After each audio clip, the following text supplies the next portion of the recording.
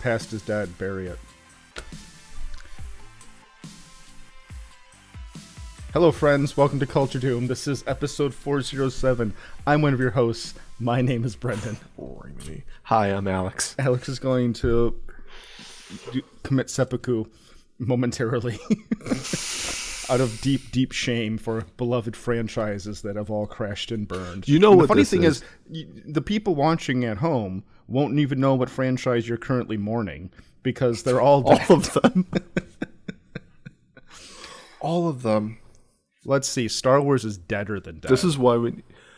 Star Trek is... Well, we've had this... We've kind of debated this in the past between us of if Star Wars or Star Trek is deader or less potential to redeem or be resurrected. Which one is more salvageable? Which one is more salvageable? Thank you for using real English as I stumbled through that.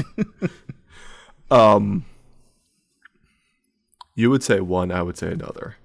I would say Star Trek is more salvageable. I've said this before, Alex. Okay, I know, but is that what you think? I would say no. Star Trek is... Oh, okay. I thought you made that face because... No, I think Star Trek is... Why do you... Okay, but Star Trek can recreate itself with any new iteration, any new show. But all these shows that they're reiterating have been worse and worse. Yeah, but that doesn't mean that it has to be that way forever. There's no sign of it being changed. No, it'll become fashionable to do quiet, introspective, thoughtful science fiction again someday.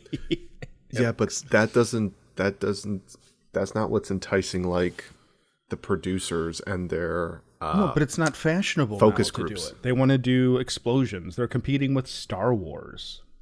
They're not doing Star Trek anymore. So that's why Star Wars murdered the heroes and pissed on their graves already. So there's no coming back from that. All of those characters are gone, and the actors are either dead or half dead. So there's no way to fix it anymore. Yeah. So it's like they had their shot to do the sequel trilogy, and each one was worse than the last. And now there's no way to fix it. It's worse than the prequel trilogy because the prequels are like whatever. It's Obi-Wan Kenobi's adventures. Okay, yeah, great. The prequel. Here's the thing: like, you can make fun of the prequels, and you can honestly also just kind of like, when you do so, you can just kind of make fun of it, and it's kind of like it's fun to do it. You know, where we've gotten to the point where it's just like they have actual memes that make fun of the prequels, and it's kind of gotten like it's a beloved terrible trilogy. It's a beloved terrible trilogy, yes. Yes, it's a beloved terrible trilogy, and we all agree it's bad, but at the end of the day, it's like, it feels more Star Wars-y than the sequel trilogy. Oh, of course. Oh, yeah. And there's no memes. There's nothing memorable about this. I bypassed the compressor. There's memorable music, like Duel of the Fates is like memorable, like... Can I say... Scores. There's nothing memorable score-wise with this new... Paradoxically, the most memorable thing for me from the new films, from the trilogy... is that they fly now. No. That maybe for you, that's what you're into. For me, it's actually, like I said, paradoxically, the Last Jedi trailer. The actual trailer to that film is still fantastic. And I want the movie that it seemed to be promising me, and not the movie that they actually delivered. Put out. But like the music has this very ominous, it's very different, very exciting.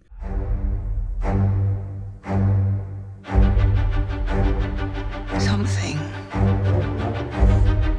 inside me has always been there. But now it's awake. And I need help. And I remember, so that came out in 2017, I think that movie came out. December of 2017. And I remember being like, Mom, watch the new trailer for Star Wars. And my mom's just kind of like, okay. I'm just like, look at Luke Skywalker says, you don't know where this is going. That's cool. Luke Skywalker's back, Mom. And she's like, okay, great. All right, Brendan, you're almost 35. How old was I in 2017? Whatever. But the point is that I was pushing that movie, even on you. I was like, Rian Johnson is a real filmmaker.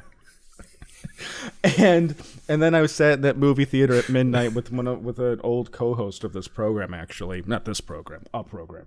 Yeah. And we both were just like, we didn't know what to say because I didn't say, and that was where I agreed. No because spoilers. I respect you so much. We did full media silence. I kept between yelling both of at us. him. I kept saying at you. You did. I kept And saying, then like, Alex, what? No, stop. And then I heard nothing from you up until like mid-morning the next day, and a single text came through, and it said, "Oh my God, it's worse than you can possibly imagine." And I will always remember that. And I was just like, it was baffling.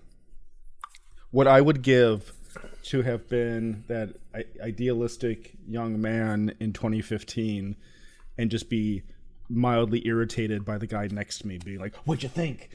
And I'm like, God, dude. Now it was just kind of dumbfounded people staggering out of a movie theater. There was strikingly little conversation after that movie. yeah, it was kind of like people that went and saw the Dudley Do-Right movie and just left. Dudley, this is totally authentic. This is Canada, Nell. Things are real up here.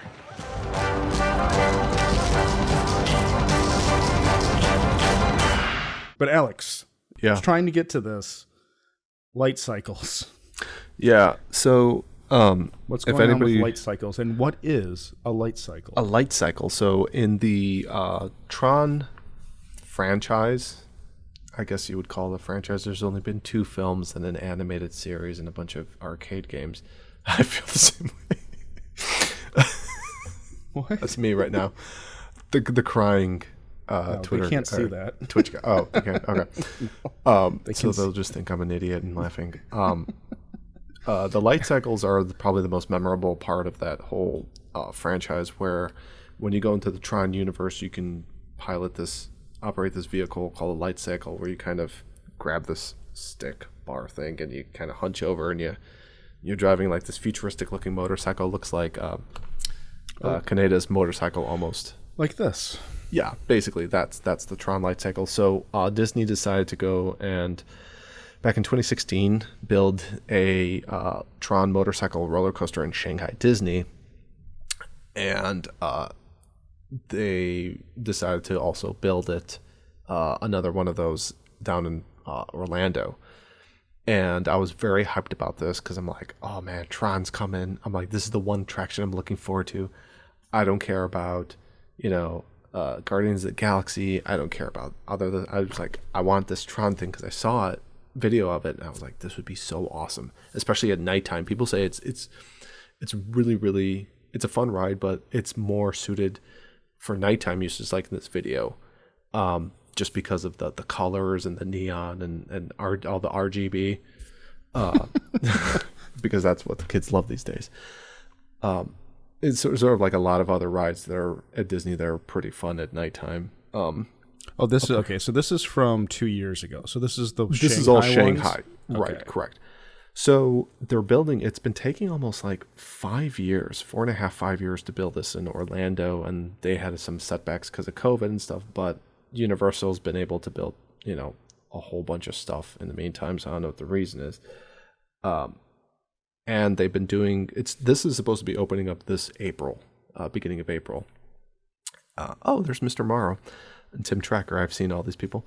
And the right now they're doing like press early tour, like early cast member previews and such like that. So they have a lot of like the Disney YouTube people going on this. And they're saying that there are some issues with the way the building looks. There's some issues with the queue line. The biggest complaints, there's 2 big complaints with this that they've done already. One of them is the actual vehicle itself that you sit in. So it's a train car, as you can see, and there's 2 bikes in each row.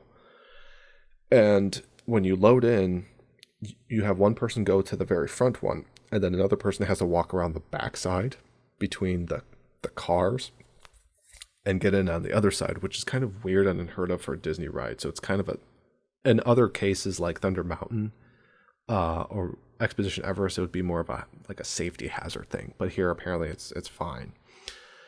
And then when you sit in this thing, you actually have to sort of like lean forward and you pull the front handlebars towards you, and what it does is that it then closes this sort of like this flap on your backside to keep you hunched down. Like we see in the video right there. Yeah, and then your legs are, so if you can see behind this guy's like knees, there's these two bars that then come out.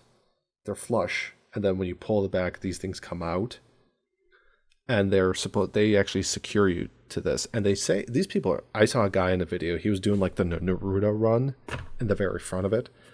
They say you really should not be putting your hands up because, you know, it just can get torn off.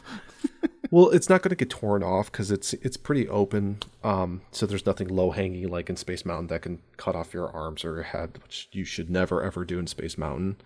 But this one, it just feels like it's better suited for, you know, you're supposed to be in a hunched over thing. The problem with that is people have been realizing that there's some larger guests that go to Disney, and they are not bodily proportionally shaped to fit in this very comfortably, because I'm pretty sure they modeled these send hate mail to contact@chaosredoom.com. These cars are basically modeled to fit the standard average Asian body type, which is much smaller. So people are saying that like anybody with like a size 40, 42 waistline is going to have trouble fitting in this comfortably because of the way that it's built, or designed rather. Supposedly there's like some car, like the car from Tron Legacy is in there that can be used for like mobility, accessibility, and larger guests, but I haven't seen any of the preview videos. And number two, people are saying, would you please get into the car? Yeah, so Lightcycle. We have a. But the whole point is the Lightcycle because on the Toyota back, Corolla for you to experience. Yeah, so you Lightcycle. see the power disc, like your data disc, like in the series, it's like this ring that like it's like a personal like information and weapon almost. That's like on the backside of your, you know, you carry it on your backside and such like that. And then number two, people are saying that it's a very, very, very short ride, like barely over a minute in actual ride time. And I was looking up some of the ride times for other attractions at Disney, and there's things like Aladdin's Magic Carpets and Dumbo and the Mad Hatter's Tea Party. They're actually longer than this ride because there's a very short exterior portion of the ride, and then you go into this like dark tunnel with all the lights and all the LED stuff and all the things. And people were actually complaining that the effects look kind of outdated. Okay. Because it uses reflections and stuff. But at the same time, it's the original ride was in 2016, probably using tech from like 2014, 2013. So why would they update it? My question is, why is there an outside part to it at all? I don't know. It doesn't make any sense to me. Like what the like this looks ridiculous. See, and this is and when I say ridiculous, Oh my. there's a special Lightcycle car for those people. Contact @culturedoom.com. I think it's because it's supposed to look futuristic, and this is being built in Tomorrowland. it does not look futuristic. This looks like a half-finished roller coaster that's for like 8-year-olds. So this is actually a canopy, like an actual like material canopy that they built on the skeletal That's even structure. Worse. But here's the thing. See, okay, now look at the lights. That is why it looks better at nighttime if the exterior portion is at nighttime, because you have all the lights and it feels like you're on the grid and stuff like that. They do have other indoor coasters like Rock and Roller Coaster, the Guardians one that opened up recently at Epcot, which makes no sense for Epcot, but all of the parks at this point almost have an identity crisis that they're going through and they don't know what the one would be. But I agree, the exterior part in daytime, I feel like if I was going to ride this ride, which I want to one day, I will probably just ride it at night. Alex, Hello, friends. There's Tim have Tracker this and his hot dog. optimism. Stop it. Alex just wants to watch YouTube now through my screen. You have this optimism that someday Disney is not going to be a monster and not going to do the bare minimum now to entertain you. And I don't know why you won't let that dream go. The Disney that you love is dead. Let the past fade away. Let the past die. Kill it if you have to. Yeah, no, it's over. There's nothing left. There's only sadness and I just have boredom. my puffy clamshell VHS. I don't want to know boxes. what you call it. Never. Oh, okay. Yeah. Well, you know, the kind we grew up with and stuff. I actually making have a vagina joke. That's okay. There's God, Ariel's clamshell. I have my puffy clamshell is what I used to call. Clamshell. Never mind. Yeah, I don't know. It was something else. It was like the one attraction I was like looking forward to, and now I'm just kind of like, I mean, if I ride it, I'll probably be like, oh, that was fun. But then I'll be like, This looks pretty boring, Alex. 70-minute wait for this. This looked pretty dull. You know what? I mean, does this count as the beginning of the ride? This is the beginning of the ride. This is the equivalent to the little the train that goes around the park that you sit in with your toddler because they can't get on any other rides. That's what this is. This isn't a ride. This is a train that you pretend to have fun in. Look, it's all fake. The thing's probably moving 25 miles per hour. Well, it's 59. Oh, sure it is. Well, that's what they state. I'll or take 95 kilometers an hour. Oh, yeah, they put it in kilometers. So this is basically the entire ride right here that they film. No, and it is the whole thing. They show the Yeah. whole thing. And it's thank you to Coaster Studios. It's Coaster Studios. Check them out on YouTube. But yeah, basically it's basically the full ride. It's not very like they use a lot of impressive. black light, a lot of reflective mirrors to basically double the effects. You know what's better than this? Rock and Roller Coaster. Star Tours. Yeah. Star Tour. Honestly, at this point, Star Tours feels like it's the superior Star Wars attraction. Body Wars? Was Body that? Wars was a much more intense Yes, that simulator was- ride. Which awesome. You left that ride and you were just like, I feel like I was in a football game. Because what's funny is, since we're on the topic of theme park rides right now at Disney, How about just theme park rides? I don't want to talk about Disney. But you tell me about Disney theme park rides. with the whole Galaxy's Edge thing at Disney, they built two attractions. One's the Millennium Falcon ride, and then the other one's that Rise of the Resistance thing. Nobody talks about the Millennium Falcon ride, which is shameful because you're sitting in the Millennium Falcon cockpit, but it's like it's been so outdone, I guess, supposedly by the Resistance thing. And I'm like, I could care less about the Resistance. I'd be like, I want to sit in the Falcon. The only reason people talk about Rise of the Resistance is because Uwe Boll went to it. That's the only reason people talk about it, was because of his trip. I haven't heard anyone talk about the Rise of the Resistance from anyone besides people referencing Uwe Boll and Rebecca, whatever that girl's name was. Oh, I wonder if she still works. She probably not. She probably got fired. She's Disney been put today into witness supposedly. protection. Well, Disney supposedly is like laying off 7,000 people, and they're trying to cut like $5 billion in spending and stuff. So it's like Disney's they're having cooking the financial books trouble. again. I just want to live long enough to see Disney crumble. That will be my. I want to see Disney broken up and sold to like Warner Brothers Discovery. Oh gosh, I want to see. I want Michael Eisner to come back. Anyway, we're doing another section of get to know your three fingers. Oh, 3 questions. Oh, 3 questions. Yeah. It's like, Alex, I already know those 3 fingers. Alex is exploding 3-finger palm exploding. Well, it's like, what was it? The shocker. Yeah, the spocker. Yeah, the showstopper. That's what it was. The showstopper. The shocker. The shocker. The spocker. The showstopper. That was. Well, wasn't this the shocker? Like the single? Yeah, I guess you're right. It wasn't this. It was this. It's been a while. Yeah, it's been a while since I've used this technique. George W. Bush was in office. That tells you how long ago it was. The shocker was a technique from the early 2000s that has since been forbidden by the Jedi Council. Yeah. They'll let us sit on the council, but they won't grant us the title of Although I think master. Was there a head Jedi though? No, it was the Or was it council. just like the It's round council. table. It's the round table. Yeah. Alex, let's get to know each other in another round of Get to Know Your Culture Doom hosts. Okay, question number 1. Have you ever ridden a roller coaster? And Alex is do you into like roller them? coasters this week? Have you ever ridden? Are you seriously? This is the question yet you don't know the answer to?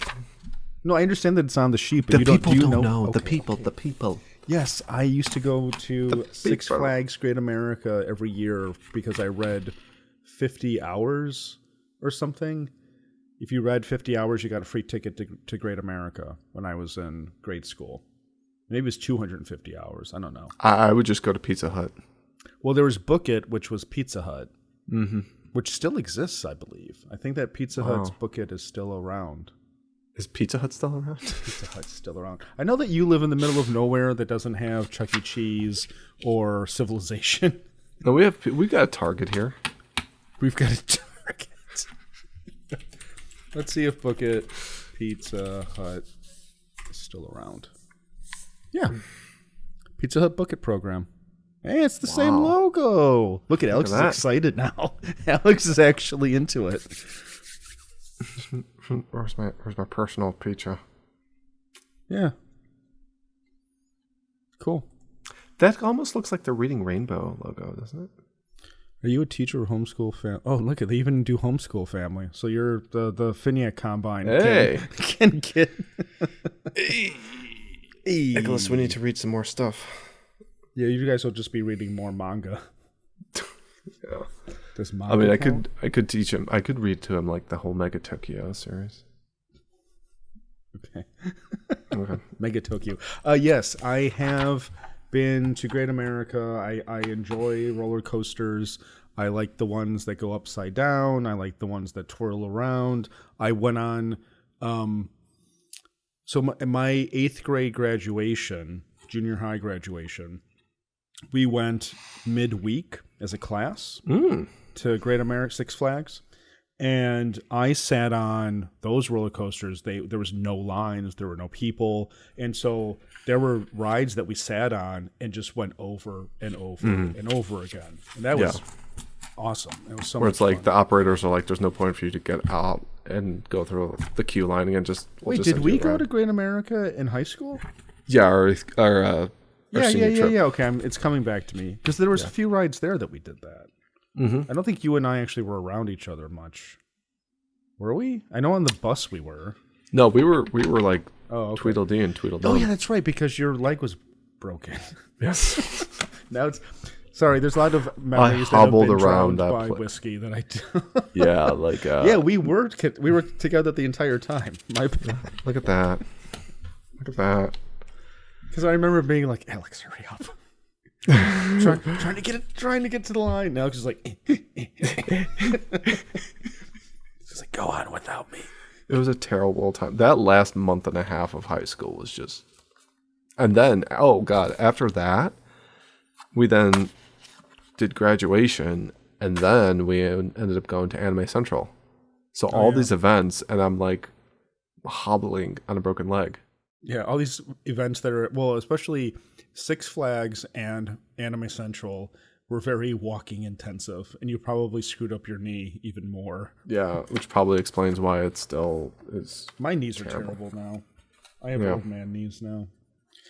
So I assume that you enjoy roller coasters, Yes. And which is why I you're have ridden them. and you're concerned about them. Yes. What's your Next favorite question. one?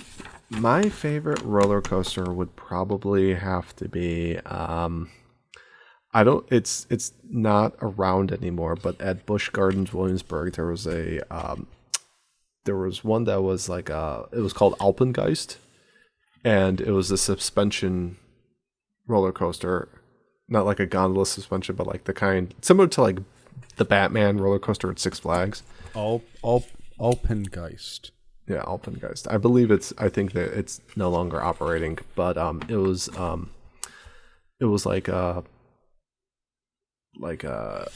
don't know if it was the Alps or something. It was like mountain themed, and there was like a Yeti or something like that. I don't know. I think this is still available.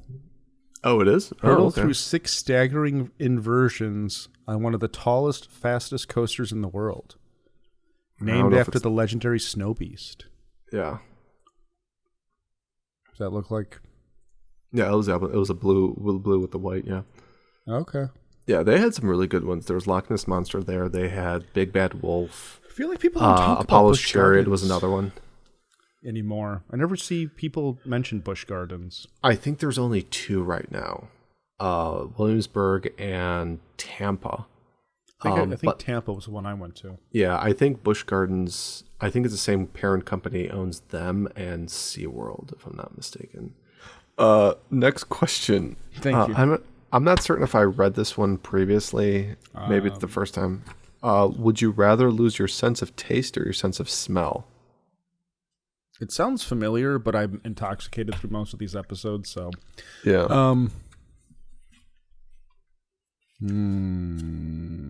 I mean, those are both. I mean, in reality, you lose both of those. It's not one or the other. It's kind of goes together. But on I'd this say, episode of Picard, you can choose. I would say smell. Okay.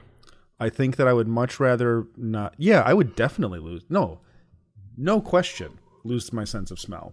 I would much rather be able to taste food. Mm-hmm. I agree with you. It's like even like what am I? Oh no, I can't smell pizza. Much more important as I can fucking taste it. Yeah. Yeah, because at that point, it's like if you can't taste anything, then what's the point of eating anything other than soy milk or like that Soylent shit? Like, because it's like, well, everything just tastes like nothing. It just tastes like matter. So so there's a great YouTuber called Techmoan. He's a British guy. Talks about old technology. Great channel. He, at some point, lost his sense of taste. And he talks about how now it's really about texture. So, like, he was reviewing air fryers and making French fries or chips, as the English say. Over the pond. Over on the others, yeah, at our motherland.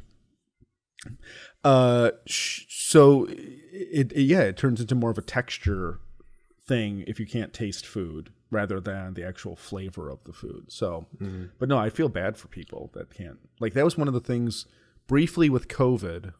I had like a day or two that I couldn't taste anything, and it was really disconcerting. So, and do you? I would rather lose my sense of smell. Yeah. Because the other thing would be like if you go someplace and there's like this horrendous stench of something, you thankfully can't smell it. People are like, oh my gosh, what's that smell? It's like, it's terrible. I'm just like, The only time that not being able to smell things would be potentially dangerous is in the event of like a fire, gas leak or something. Gas leak or a fire that you would otherwise wake you up. So like that kind of thing. Right. Yeah. Maybe a gas leak is probably the biggest one. Now that you. Yeah, probably because like couldn't you possibly taste it?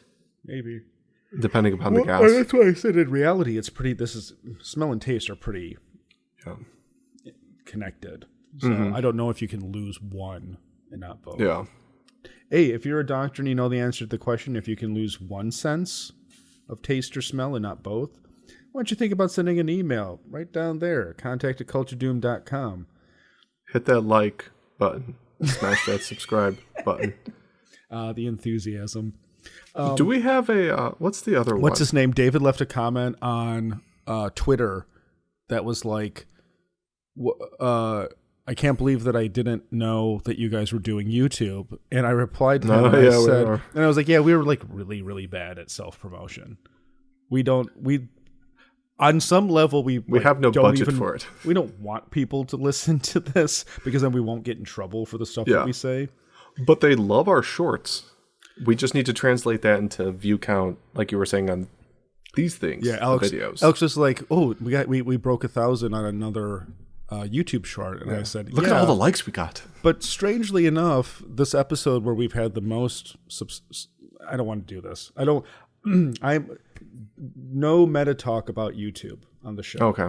I hate when other YouTubers do it, and we're not even. Should we talk about Star Wars then? We should talk about Star Wars. No, we should do we should do YouTube drama. Just the other day, just this past weekend. Mm-hmm. Here's an unrelated image of the recent. Now it looks like he was like, "What would it feel like if I snapped a mousetrap on it?" And then he found out. So here's the thing. I don't want to. This isn't going to be about this guy. I don't know his name. I don't really care about him. I do find this image hilarious because he did the new meme. He did his apology with his wife. How embarrassing. Oh wait, sorry. You know what? Like I said, I'm a professional. I know how to do this. There we go. God. Went through that whole thing without even being on the right screen. So I don't want to talk about this guy specifically. I don't really care about him. I don't care what he did. There are bigger ethics conversations to be had about what happened here. I nutted, but she's still sucking. But why she won't stop sucking?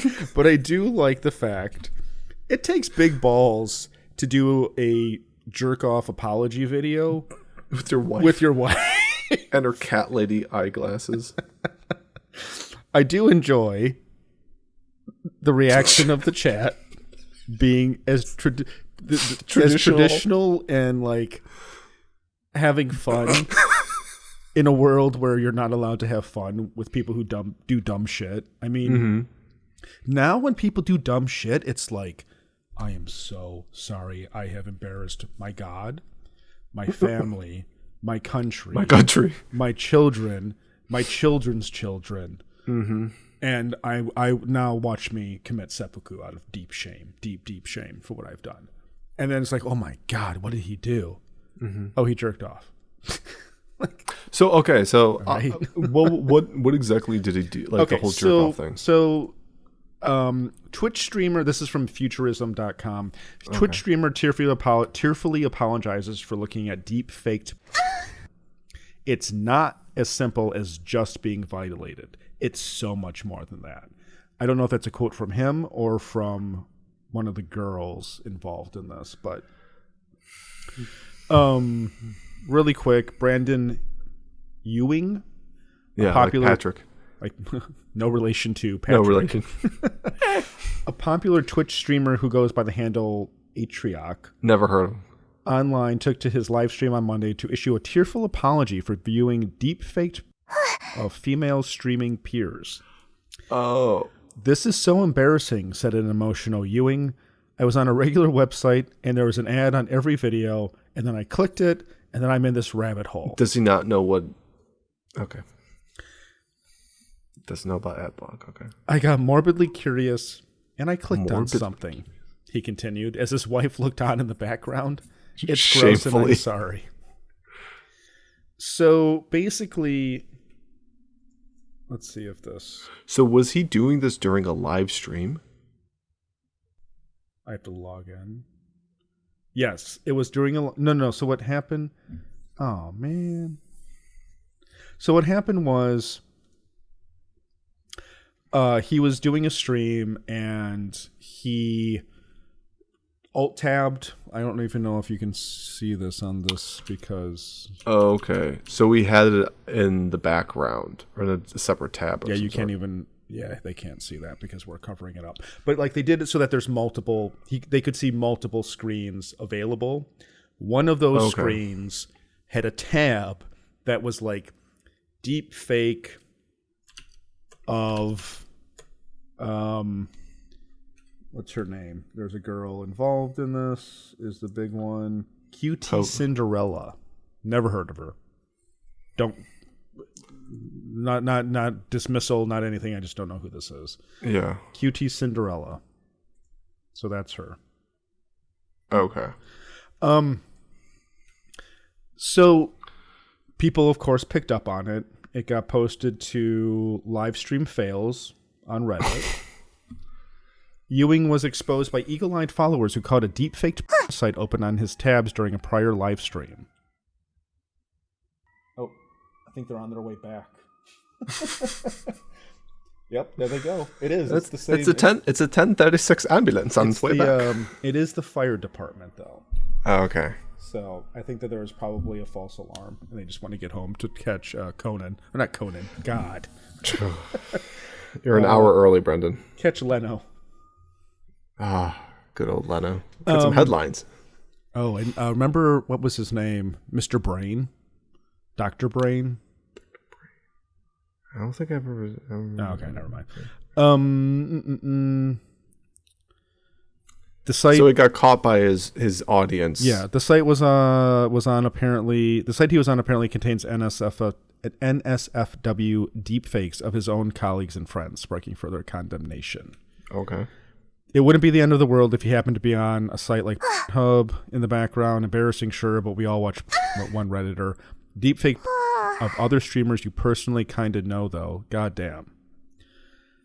So, the issue that is going, the bigger conversation that's going on here, that is not just about that. I'm not making fun of him. We don't do YouTube drama. No, I'm not making fun of him. This is Twitch drama or his wife. That would be immature to make fun of those people, especially doing something like this, going on Twitch and crying with your wife. Yes, we would never find that. We that's something to take very so seriously. Unbecoming. Very unbecoming. That is something that the colonists do. So I am. The bigger issue here is about AI generated. Because it's really jumped up in the last, just everything deepfake wise. Because remember several years ago, there was like the deepfake thing, and then it kind of fizzled out. And now a few months ago, it's just kind of come back roaring in many different facets. Yeah. AI, art, speech, like human speech, audio, mimicking humans' voices, this type of deepfake stuff. This is the stuff that was several years ago. Here's where, and this excuse me, this could be a very unpopular opinion though. Mm-hmm. Is that while his behavior was definitely unchivalrous and ungentlemanly, and like being a shitty friend. Yeah, it wasn't anything out of the ordinary for a guy to be doing. I also find it to be very human. Yeah. It takes me back. This is the contemporary version of 14-year-old boys cutting the head off of a girl in the yearbook and taping it to a Playboy model.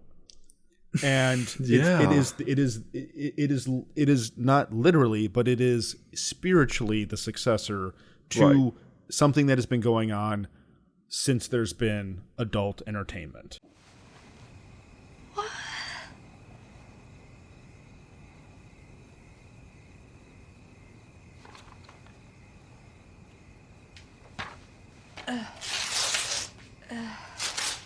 No. Yeah, that was like the primitive version. This is more like the modern current version of that. The futuristic version of that is basically going to Quarks and going to the holodeck there and do it like this type of thing. Yeah, like what's his name? Who's the weird pervert on Star Trek who has Geordi? No. Geordi's up there, but the one who he's like the timid guy. He gets stuck in Barkley. Barkley, thank you. Computer, discontinue program and erase. Computer, belay that order. Counselor? If Barclay is having difficulty facing reality, to suddenly destroy his only means of escape would be brutal. I am the goddess of empathy. Cast off your inhibitions and embrace love, truth, joy. Oh my God. Discard your facades and reveal your true being to me. Computer, discontinue. Computer, belay that order. Yeah, because he's got like his entire... Computer, recreate Counselor Troy, increase Derriere to 100 times its size, disengage safety protocols, engage program. But so what I'm saying is I'm not saying what he did was fine. I think that because and I understand that there is a difference between a teenager with a yearbook and a Playboy is different than what deepfakes can generate these days. Yeah, because I Playboys completely don't exist. And I tried to put myself in the position of having a girlfriend, a wife, or a daughter who has deepfakes generated about them, and it does change one's perception of what that means. But since you don't, well, but however, people have been photoshopping and modifying to have the images of famous people's faces on them since the internet arrived. LA Confidential. I actually don't remember that aspect of it. That they kind of have these girls and they get plastic surgery so they look like famous actresses. And there's a scene in the bar where I think it's Russell Crowe yells at this chick because she looks like some actress, and then he finds out, oh, that actually is her, and stuff like that. So my thing though is, for ages, Angelina Jolie's, or hell, even Keanu Reeves' head, male actors, celebrities' heads have been photoshopped onto pornography for decades. And every time it happens, somebody's like, is that real? And then everyone online says, no, you idiot, it's fake. If you put yourself out there as a public-facing figure, there is a risk, especially for women. I'm sorry, men are depraved. They always have been, and sorry, they always will be. This isn't going to change. And we love those expensive sports cars. Or family-friendly minivans and SUVs. It's just that, like, this is just kind of the nature of the beast, and everyone can stand around and be very angry and offended by this behavior. But I do find it a little disingenuous. I feel like a lot of these people, especially the men, are sitting there being like, I cannot believe that he did this. This is outrageous. This is terrible.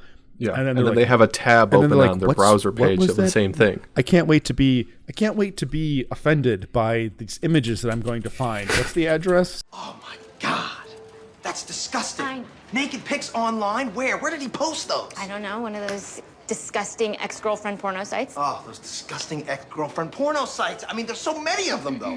Which one? Okay, Which one did he post it on? You know, it's just a little too...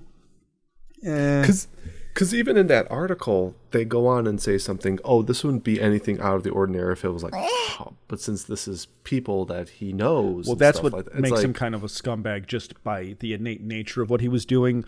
Right. But also... But there's movies like you were talking about, the whole cutting out the head of a yearbook and putting it on Playboy. It's like there has been guys that have done that, and they have like a good female friend that they have a thing for. I mean, it's a trope for sure. Yeah. There's TVs and books and movies that have been written about a similar thing. Him doing it to... I think it's because he got caught. That's the biggest problem. Well, I was going to say, to him doing it to supposed friends, if simply colleagues, but supposedly friends of his, definitely makes it more creepy. But I also don't think that it seems any more unexpected. I don't know. If anything, there is kind of this like, well, of course, clearly he has a crush on them. Yeah. Clearly he's got fantasies about them. If anything, like this image, you know who should be crying? His wife. She should be crying, and she just looks tired. Maybe she's been crying all night.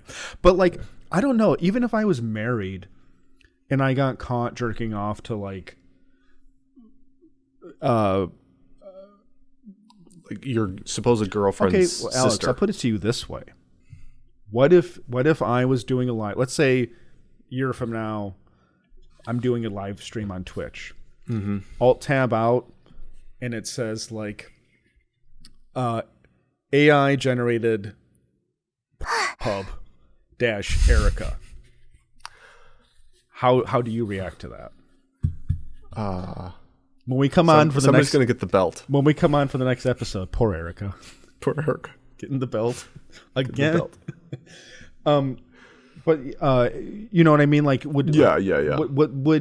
how would you react to when episode 501 starts up? What's the first conversation? I wonder how Erica would feel. Not surprised. Why is it always poor Erica? It's never poor Alex. Yeah, no, I get what you mean. Although, then again, I mean, if you take a look at the girl he was jerking off to and his wife, it's like, are you really surprised? Oh my god! Sorry. Say that again. I'm getting work emails, and I can tell you're the man in this relationship. From listening to me, you're always ignoring me. I'm listening to work. Sorry. No, that's fine. Say that again. Listeners will get that. You'll hear what I was saying in the post. I'm just saying that, like, it's humans do dumb stuff, and I think it looks like he murdered a child, and he's like praying for forgiveness at the mercy of the court. This is what a man looks like who got caught like embezzling money. This is like this degree of punish. I don't think the punishment fits the crime, I guess, is how I feel about what's going on with this guy. The real people it's not like he stole their selfies or hacked Apple. You know what I mean? Like, yeah, he wasn't just a little much. Yeah, he wasn't like you know, the cause behind, you know, the fappening or anything like that. He's having more of a meltdown in this image than Bill Clinton had. Did he even have one? No, he was just kind of like, really? Hi everybody, I guess I did it. Like, I'm just saying, do you know what I mean? It's like this is, and maybe it's all for show, and maybe it's insincere, and I don't know what's in his heart. I don't know what's going on. But like making himself into a meme with this composition. Come on, buddy. It's maybe he's just thinking about what now he has to sacrifice. I don't know that I would ever in that relationship with his wife. I don't think that I would ever apologize this hard for anything I've done on the internet. No. I mean, I don't think I'd ever apologize for anything on the internet. People dig up like stuff that I said on old podcasts and are like, look at what Brendan said. I'd be like, well, that's the thing. I said it like 10 years ago, 15 years ago. I don't know. I meant it when I said it. Yeah. And maybe I mean it now. But now you don't know what I think. Yes. Your accusation has fallen apart. It also shows that, you know, the way that people will dig through your old stuff going back like 5, 10, 15, 20 years ago. And this thing was like somebody was watching the stream very intensely and even like recording, because there are some people who like record people's streams and stuff, which is kind of weird. Like, this stuff gets clipped all the time too. So right. Who knows? Yeah. Anyway, all I'm saying is he's going to have to buy her a sports car now. Give her his sports car. Yeah, well, he used to work for NVIDIA. So I think that his streams are going to be very interesting from now on. I think that the ethics of AI are more nuanced than people are giving it right now. I think there's a very knee-jerk thing happening with AI. I think that it's very just like it's overcompensating for the issues at this point. Yeah, in my opinion. But we'll see how it develops. But right now, I think that this embarrassment should not be happening. It's just kind of sad for everybody. And I like, if you're a woman streaming, and technically in a perfect world, yes, you shouldn't have to worry about robots generating you into. You're not wrong. All I'm saying is that we don't live in that world, and so there are the risks that come along with it. And fan art that looks vividly realistic to you, is that too much? Is that going to push you off the platform? Yeah. It's just and I know it's a gamut of situations and how realistic things are and things like that. But it's just this has been going on for a very long time. like I said, since teenagers with yearbooks. Yeah. Time immemorial. Time immemorial, men have been figuring out ways to fantasize about women that they're into. So Right. Speaking of deep, shameful moments, Alex. Yeah, like I know about that. You and I regretfully watched 4 episodes of MILF Manor. Woo! That's my mom right there. I am really confused right now. What is really happening here? Wait, that's my mom right there? This can't be going on. I'm like completely shocked. I see my son back there, and it's like, who are all these guys? Now, if you're unfamiliar... Since we're turning 40 this year, does that mean we can join up? Is there going to be like a DILF Manor? That would... So I know that, like, men are always like, oh, like... If it was reversed, everything would be like way creepier. Like there would be so much more outcry if it was reversed.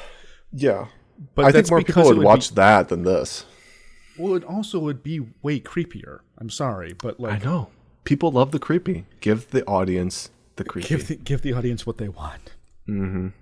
So MILF Manor is a very special reality series on everyone's favorite network, TLC. Oh, it's very special. Wherein 1, 2, 3, 4, 5, 6, 7 women, older women. I think it's 10. 2, 4, 6, 7. Oh. 1, 2, 3, 4, 5, 6, 7. Is it 10? Whatever. A bunch of moms, a bunch of older, middle-aged, older mothers. I think the youngest one is 45 or 46. Okay. And then the oldest one is 60? Close to it. Like, how old is Kelly? What's her? April Jane is 60. Okay, so 60. Right. And she is Robert Pattinson's mom. Okay, hold on. So, we've got these older women who are invited to an island in Mexico to meet younger men and find love and passion. Mm-hmm. And then the big reveal is that the pool of men for them to date are their sons. Each other's sons. Sorry. They're not dating their sons. They're dating each other's sons. Oh, but I'd like that. We're going to spice things up in episode 5. That's a doujinshi, I think. It's like a dating... Everybody, it's a shota doujinshi. Everyone's dating... Spank the monkey. Everyone's dating their sons. God. Oh, yeah, Spank the Monkey. That's by... What's his name? I don't remember the director, but I do remember he makes the film. He's an asshole. I think he's... Vincent Gallo? I think No, Vincent Gallo's based as dude. He is an asshole, though, yeah. I mean, a based asshole. Mm-hmm. Or a basted asshole. Anyway, so that's the premise. It's a dating show. It's sort of like Paradise Island or whatever those dumb dating Rock of Love, Flavor of Love, all those trashy dating things. It's funny that this is on TLC, which a lot of people don't remember back in the day, like of 80s and 90s cable, that they used to have the Arts and Entertainment Channel, A&E. Bravo used to be like British dramas and ballet and concerts and stuff. TLC, the Learning Channel, used to be actual educational stuff. Discovery Channel used to be educational stuff. No, Ancient Aliens. Ancient. So here's our pool of women. Kelly. Oh, they don't give their ages. That's disappointing. Actually, I have it pulled up here. Pulled up? Okay. So Kelly is 51. Okay, so Kelly's 51. Mm-hmm. Mother of 6. These are all LA women too, incidentally. I think she said something where it's like each of the kids is a different dad or something. Yeah, I would be surprised. Right. I think you're right. I didn't write that down, but yes. She's a real estate broker and a fitness coach. I have down Kelly is a disaster. That's one of my notes from watching this. She is. There is a comment on the subreddit for this, which is Kelly must be sore from carrying this show on her shoulders. Because she is. She truly is. Yeah. Like all of the drama, all of the intrigue, all of the excitement. Begins and ends with her. Begins and ends with Kelly. Or has her involved in some capacity. Right. I mean, she's the Along one with trying those to get it bolt-ons. on. And we'll get to this, but there's the concept and then there's the execution, which are two things that are happening here. Shannon. Shannon is 51, and she's an event planner. She recently dated a 27-year-old. And now she is open to dating within different age groups. 80 plus, or 30 plus. She needs to get that money. Stephanie. How old is she's Stephanie? 47. Oh, okay. So she's a paralegal and realtor. She's looking pretty good then. No, she looks Stephanie is notable for being the youngest looking woman on this program. And and like kind of just her general demeanor. She's got several suitors pursuing her currently. I think she's the only one with pursuers. Actual pursuers. Kelly's pursuing everybody. Yeah. Stephanie's the one who's got men fighting over her. Yeah. And that's pretty much about it. So young. She's 51, and she's a surgical nurse specializing in cardiovascular surgery. So we'll get to her in a moment when we get to the men. I was going to say boys, but that sounds way creepier. But they're kind of boys. They're mostly boys. I think there's like two men involved. Yeah, they're very hairless, so I would say yes, they're a bunch of boys. So Young is the one with the deepest, darkest secret of the group. April is 60, and she's a personal trainer. Wait, April hasn't dated anyone until joining MILF Manor. What does that mean? Maybe she hasn't dated anyone since. Oh, she hasn't dated anybody following the series conclusion. Got it. No, her fiance died. Oh. She was engaged last year, but her fiance sadly passed away. April hasn't dated anyone until joining MILF Manor, but is finally ready to give love another shot. So she hasn't dated. That's nice. This is the avenue she's decided to explore relationships again. Dating her new friends' kids. Pola is remarkably popular.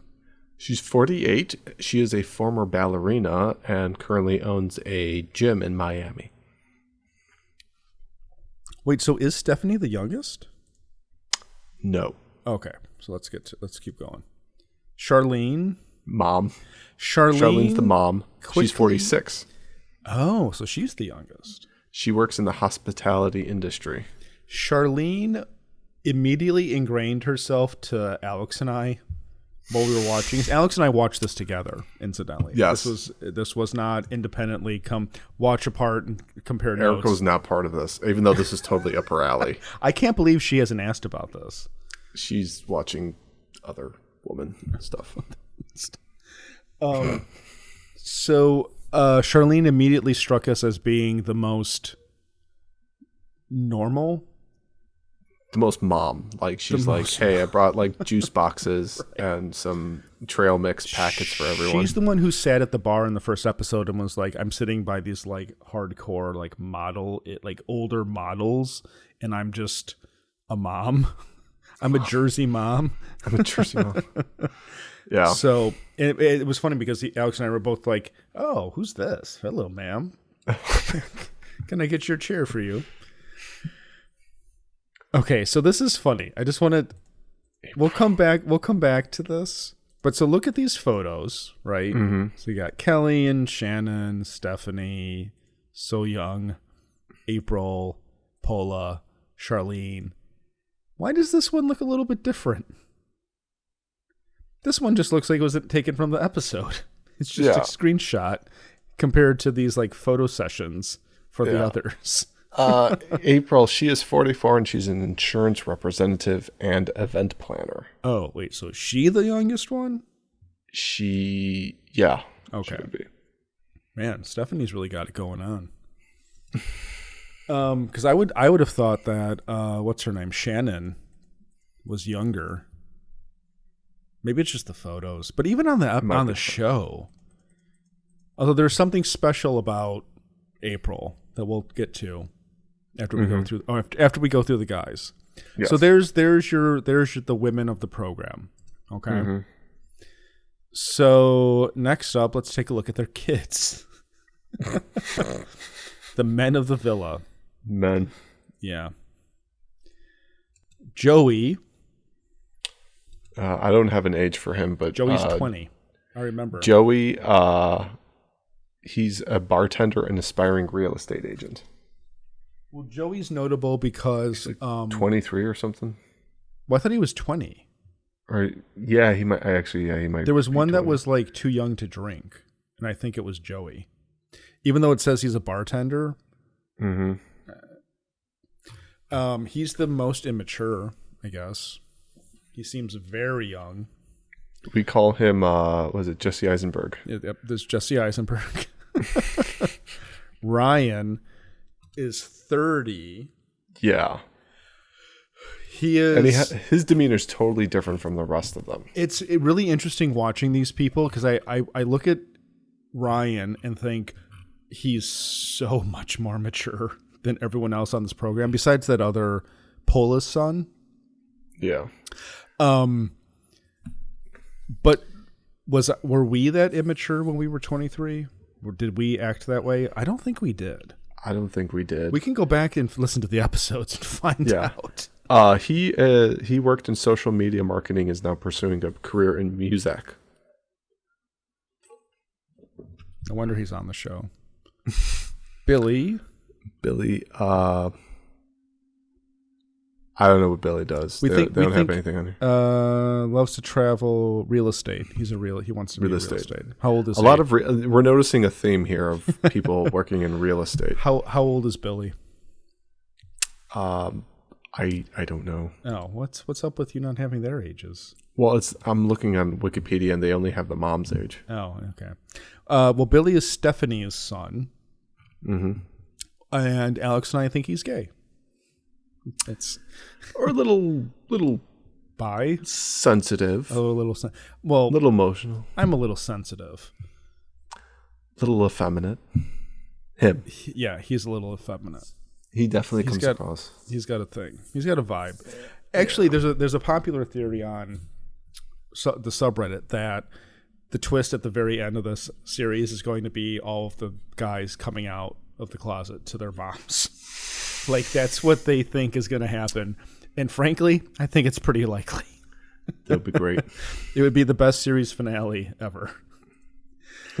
Jose, especially like Kelly would be like, but I slept with all of you. And they'd be all like, that's why. That's kind of why. Jose is Paula's son. He looks like he's 40. She does. I think he's going gray. The Spanish genes. What does he do?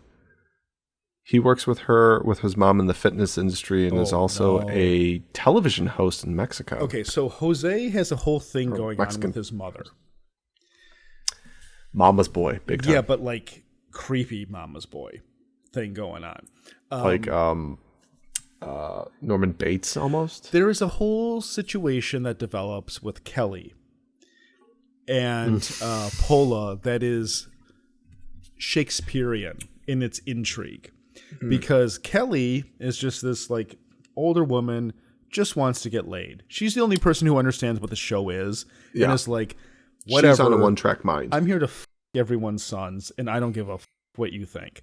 And she's like dragging dragging the kid. It's so creepy to say kids. Dragging these guys to her room, going to their room, going to the sauna with them, going to the hot tub. Oh, yeah. And Paula is watching this being like, Jose, no. So this isn't going to happen. It kind of begs the question then, which of those women would she prefer her son to strike up a relationship Charlene. with? Orange slices. So she orange slices for T-ball. Hey, signups are this Sunday. Jose then is just looking to get it in. and Charlene's more than willing to have some fun with him, and to sink this relationship, Paula masterfully constructs this. We're going to speak Spanish to each other. Yes, and so nobody else knows what. And make Kelly super insecure about what they're saying.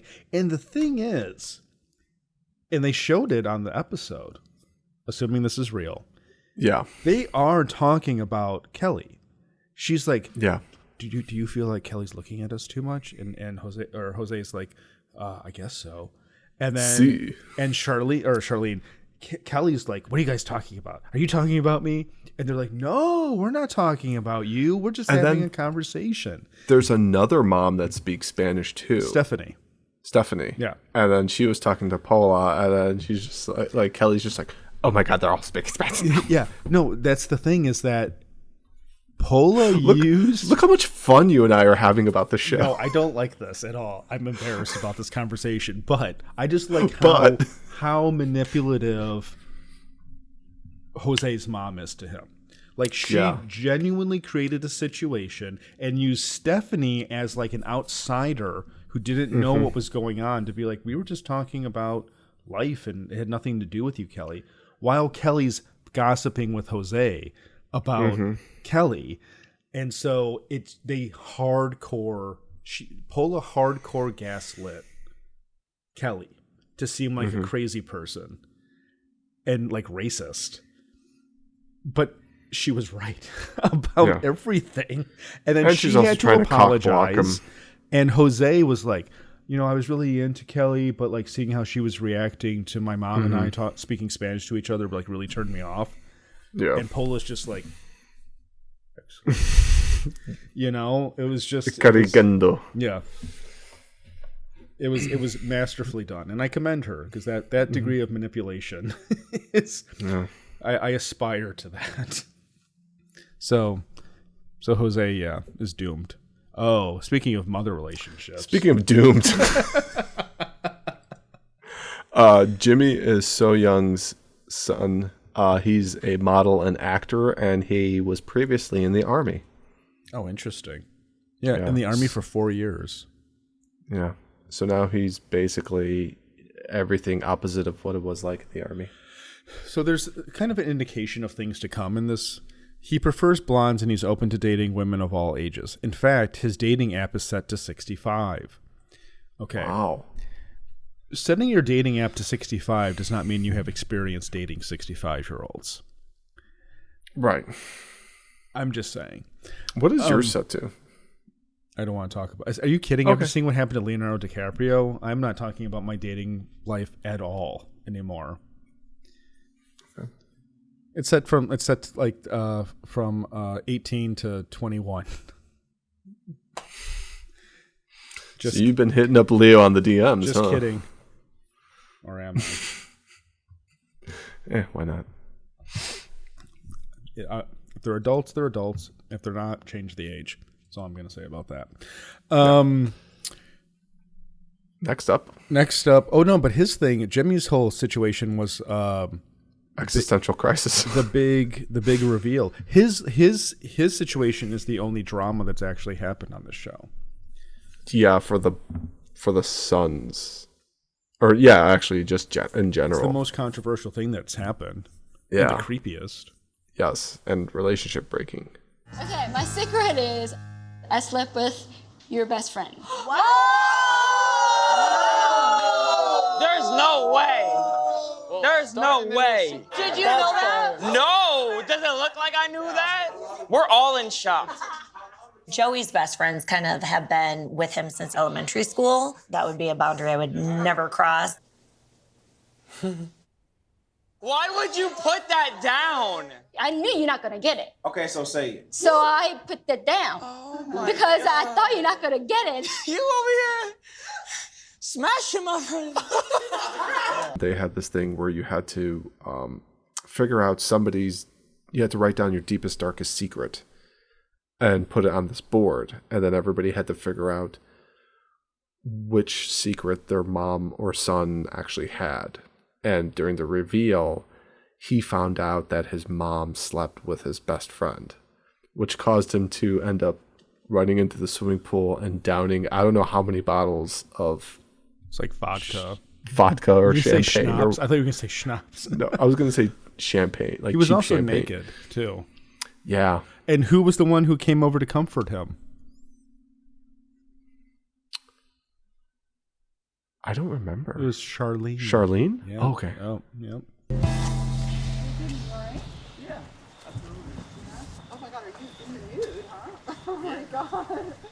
I think Jimmy's having a hard time because he wasn't ready for his mom's secret. And I feel like Harrison would be acting the same way. How are you feeling? It's nothing. It's nothing. I mean, if you don't want me to say anything, I won't say anything. Yeah, it's okay. You can do No, but whatever. You're in your own reality, and I'm in mine, right? Yeah. So whatever. Yeah. What? It's for the best. Life's crazy. It's crazy. Mommy MILF. Mommy MILF, she's brought you some cheese and crackers. She's like, "Are you okay, honey? Here's orange slices." Charlene just brings orange slices to everyone. So yeah, Jimmy's had a rough go at it. Yeah. And then we get to a mysterious screenshot that doesn't match the other fashion photos that have been for the other people. Maybe because Ricky works for the United States Postal Service. Yeah, it's so, look how washed out that photo. Like the lighting is just. No, it's just they took it from the episode. Yeah. Look, it says photo by TLC. I think the other one, what does the other one say? Photo by True Photography. So basically this guy, Ricky and his mom, which Alex and I actually forgot were even on the episodes until because they're not even. They edit around them. Mm-hmm. They got kicked off There's a unceremoniously. kickoff segment. He's an onion, as we found out. Yeah. They're two people who just wanted nothing to do with the show. Yeah. I think after the initial reveal of the sons to the moms and then figuring out what is entailed in all this. You know what it is? Like, He's a Midwest boy. Midwest family. Detroit. And they were just like, nah. Yeah, everybody else is like from the coast. Yep. They're all they live in LA. Yeah. So our Midwest boy knew to get the hell out of Dodge. Him and his mom were like, nah, we don't need this. Like, give me that Midwestern winter. I can just picture the two of them in their room because they have to bunk together too. Yeah.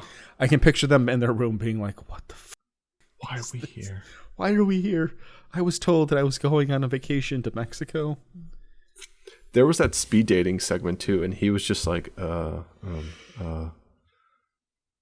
Harrison. Yes. Charlene's son.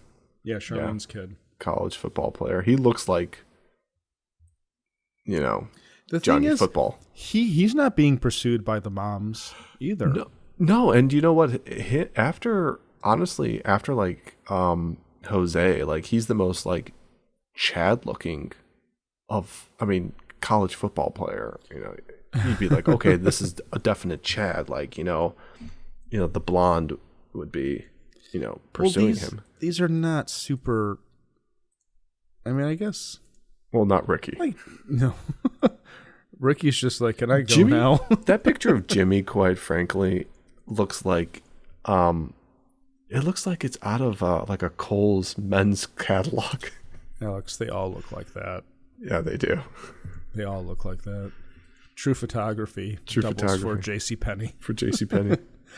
And then our favorite. Our boy Robert Pattinson. Gabriel is in a rock band with his brother and father. So I assume that his father and mother are divorced. Otherwise, they've got one of those relationships. Yeah. He's the most eclectic. He has the most eclectic fashion sense. Too. He's leaning a little too far into the glam rock aesthetic. Yeah. He's got like this glam rock 2000s emo vibe. When he's just dressed normal, it's fine. Yeah. when he's like this, it's embarrassing. In the early episodes, Alex and I were calling him Robert Pattinson because he looked like a young Robert Pattinson. As the more he kind of like goes down this road, it's not the so less much and less there. he's Cedric Diggory. It's not, yeah.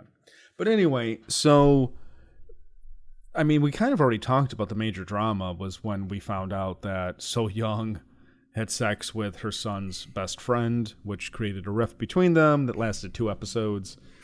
And then they resolved it, allegedly. I don't know if that ever actually gets resolved in reality, but so the biggest thing to me is that the show is actually secretly boring. Yeah. There's no one 4 episodes in, no sex. The women are pursuing the most mature guy, which is Ryan. Yeah. At 30. And Jose. Yeah, they're into those two guys. The two of those. The men are like uniformly pursuing the youngest looking woman, which is Stephanie. Yeah. So ironically, the entire premise of the show is being undermined by the reality that's happening on the show. And honestly, I think Stephanie is the one that's like trying to pursue all of them. She's the most flirty because she's like with Gabriel. She's been kind of. Ryan was the first one to try to go after her, like the first night or 2 or something. But then like her son didn't want. Who else? I mean, it doesn't seem like they're really they're all going after one person. One of the moms is really going after all of them, and they're kind of rebuking her almost. Yeah, it's like Kelly's the only one that knows she's on a reality TV show, reality TV dating show, and is behaving like she is. Right. You know? So Kelly's mom, or Kelly is the mom of that one guy, the baby. That guy. Jesse Eisenberg. Yeah, Jesse Eisenberg. And because Joey cock-blocked his mom on episode 1, which was deranged and awful to watch. But then Stephanie was in bed with Gabriel, and her son, Billy, was in bed with Kelly. Yes. Side by side. In which Kelly passed out drunk and was snoring, and then I'm pretty sure everybody left the room. All I'm saying is, at one point, awake people... Ratings hit for TLC. We're cuddling mom and co-contestant, son and co-contestant. Very strange, very unsettling, very uncomfortable. I've been watching the entire series like this. Like, it's just unbelievable. But ultimately, nothing of substance has actually happened yet. It's been very tame. Yeah. Even though, like, the premise is like, oh my God, like all these moms and their eldest sons are the opposite love interest. Like, everything else has been just very like, something needs to give, like something needs to occur, something needs to happen. It just, but it's kind of almost making it, it's almost moving in the direction like nothing really big is going to occur apart from like the big thing, like the So Young and Jimmy thing. It's missing the kind of spark for something bigger to develop, and because none, like Charlene is like, all the women are being ignored. I mean, they are. It's like Kelly is making her own drama, which is why she's carrying the show. Yeah. Everyone's pursuing Stephanie. Right. Or apparently they're pursuing no one. Yeah. Which, you know, like most of the guys are just hanging out and drinking at the bar starting at 10 a.m. Yeah. Probably being like, can you believe that we're on this show? Right. The other strange thing, and then we should probably wrap this up. We've been talking about this for a while. The other strange thing is that there's no host. That is also true. Yeah, because usually, like with a lot of these reality shows, there would be some sort of a host or somebody to kind of be like this, like disembodied voice or something like that, giving them guide it. Yeah, to guide. Like, and like I said, like there's like the events or the little tasks or whatever simply comes to them from on a phone as a text message. Yeah, and it's like there's nothing. There's really no like I don't know. There's nothing really to like prod them forward or try to spice things up or do something. And we've got, honestly at this point, 25 plus years of reality TV shows. And it's almost like TLC's put together this reality TV dating show. It's not even a competition really. It's kind of weird. But it's like they've never watched any of these other previous reality shows to even know how to go about doing a lot of this stuff. It feels very, I don't know, just kind of weird. It feels like, you know what it feels like? It feels like a dating show that was done during like the COVID time, like a lot of those movies that came out in like 2020, early 2021, where it was all green screen and people's, scenes were filmed, by themselves and stuff like that. It's kind of weird. It's almost like something needs to occur in the show before it ends, because otherwise if it doesn't, it's a ratings bomb for TLC, and it could have been better just to be shelved. I don't know if it'll be a ratings bomb. I think that this will be one of those shows where they misjudge it because it has good ratings, but then when season 2 starts, because nothing happened, so they try to remedy any issues from the first season in the second season. I'll put it this way.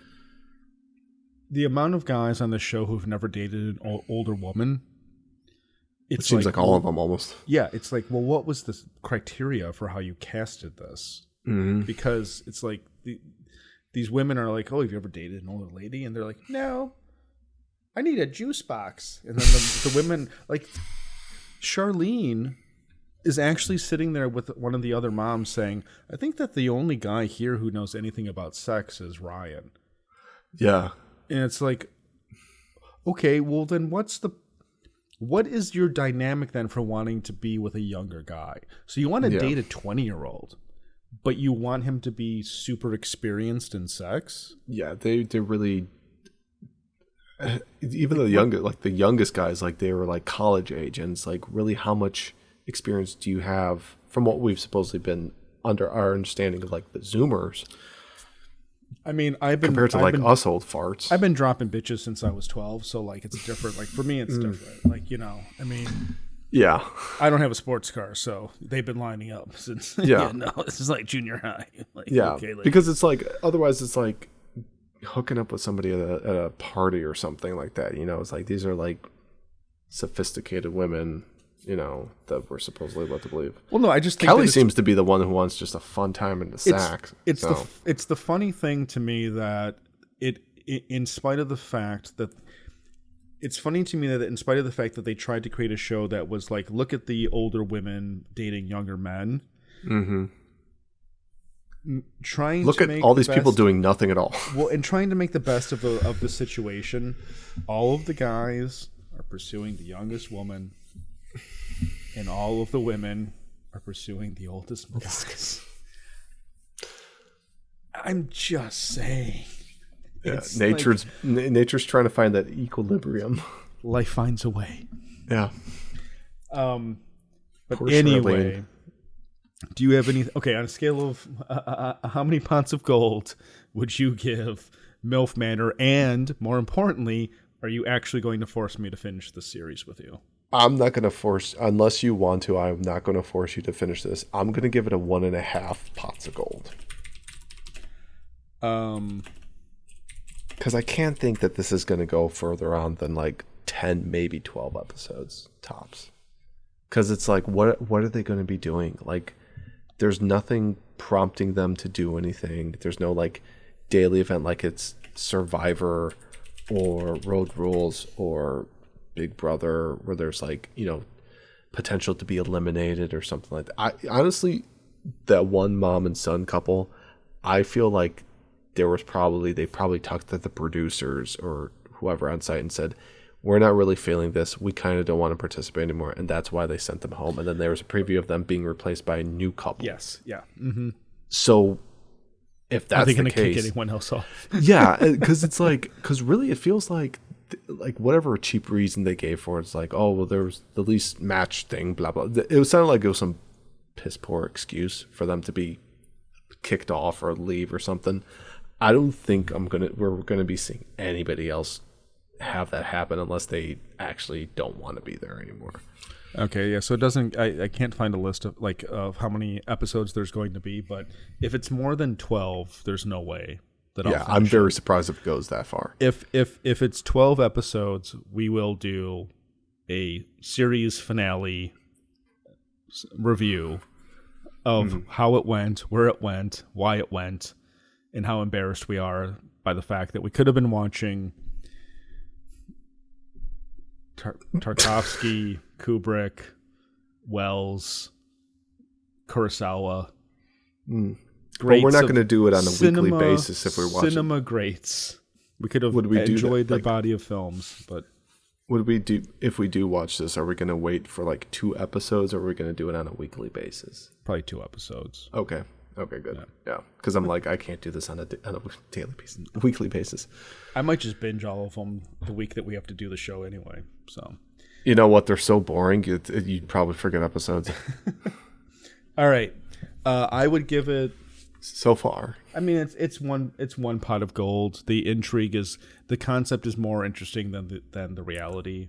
Mm-hmm. Aside, like there's a sensational start to it with So Young's revelation, but the 2 episodes we watched on Monday, pretty boring. Nothing really happened. Drunken passed out Kelly, that was the most fun. And then there was the mom and son that we completely forgot about because nobody else knew them. Yes. Actually, there was a wide shot, and I said, are there 2 more people on this show that we don't know about? I saw the backside of some lady's head, and I don't know who that person is. And then they immediately got kicked off the show. Yeah. So I think the people in the living room there forgot that those 2 were even there. Yeah. But yeah, I think that about does it for another episode of Culture Doom. Alex, will you please do me a favor and wrap up this week's show? Certainly, Brendan. On behalf of everybody here at Culture Doom, me, Brendan, disembodied intern, thank you very much for listening and or watching. If you have any emails or comments, send them over to contact@culturedoom.com. On behalf, basically, until next time, do побачення from Culture Doom.